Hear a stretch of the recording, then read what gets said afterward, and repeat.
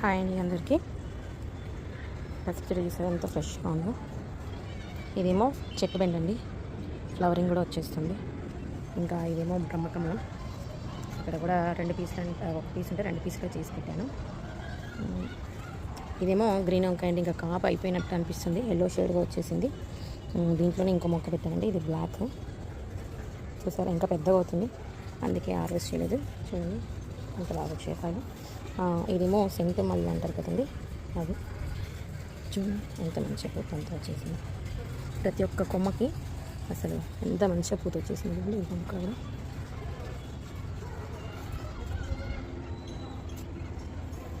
ఇది చెన్నంగి చెట్టు అండి, ఇది వాము మొక్క. చిన్న మొక్క తీసుకొచ్చి పెట్టాను, అసలు ఎంత గుబురుగా. దీంట్లోనే మన పుదీనా కూడా పెట్టానండి. ఇదేమో వెల్లుల్లి అండి, ఇది వెల్లుల్లి మొక్క పెట్టాను. ఇది గడ్డి అంతా పీకేయాలండి, ఇంకా క్లీన్ చేయాలి కొంచెం. ఇదేమో దీంట్లోనేమో ఆనియన్ అండి, ఇది ఒకటి అండి మల్లె చెట్టు. ప్లస్ ఇది ఎల్లో, దీన్ని గడ్డి గులాబీ అంటారు.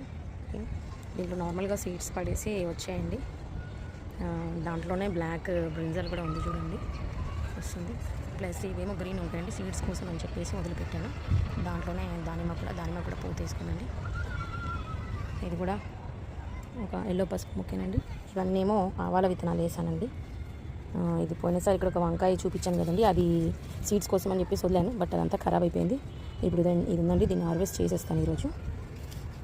ప్లస్ దీంట్లోనే మనకి purple colours long beans plus కాకరకాయ మొక్క కూడా ఉందండి.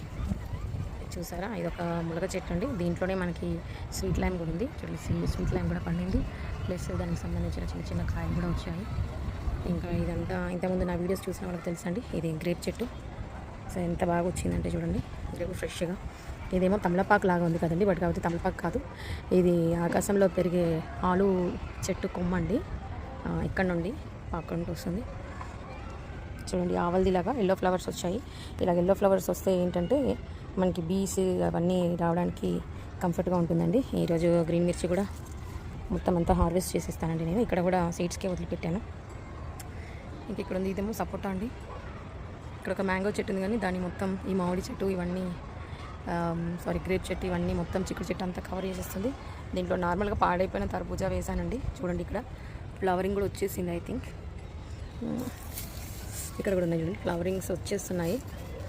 అదిగోండి అక్కడ కూడా ఒక ఫ్లవరింగ్ వచ్చింది, దేవుడి దయ వల్ల. ఇక్కడ కూడా ఉంది చూడండి, మనకి ఫ్రూట్ రావాలని కోరుకుందాం. ఓకే, ఎందుకంటే వాటర్ అవే నార్మల్గా కంపోస్ట్లో వేసేసాను కాయ. చాలా బర్డ్స్ చాలా ఫ్లవర్వి వచ్చాయి చూడండి మొత్తం చెట్టు.